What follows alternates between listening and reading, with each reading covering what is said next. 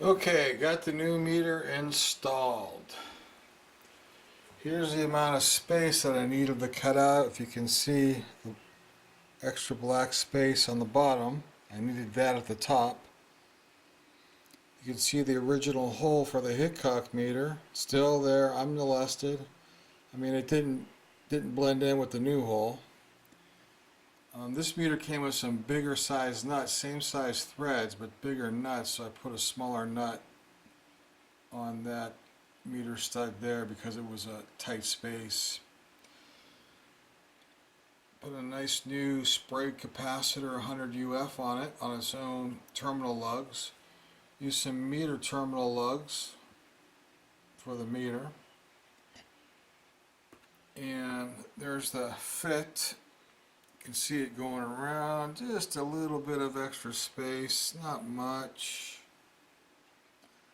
But that's the new meter. I added this line adjustment pot, the one with the big white knob right there. When I put the tester back in the case, I'm going to make sure that's set to where I had it set before. And if it is, or if I need to adjust it, real simple. And then, because the tester's calibrated and ready to go, I've already tested it. The meter works great. Really nice meter. Really nice meter. Okay, tester's all put together, ready to go. It's warming up right now. Set the line at about 152 plate voltage, and the signal, AC signal voltage at 2.4. That's why the plate voltage is 152, because it coincides with the signal voltage. And I like to get the signal voltage at least 2.4, so it's set at 2.4. That sets the plate at 152. It's a little bit high, but I only have one hand free at the moment. So there's the meter. Works really nice. No banging around.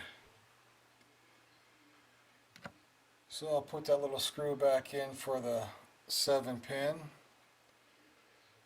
and go through the calibration procedures and take pictures of it.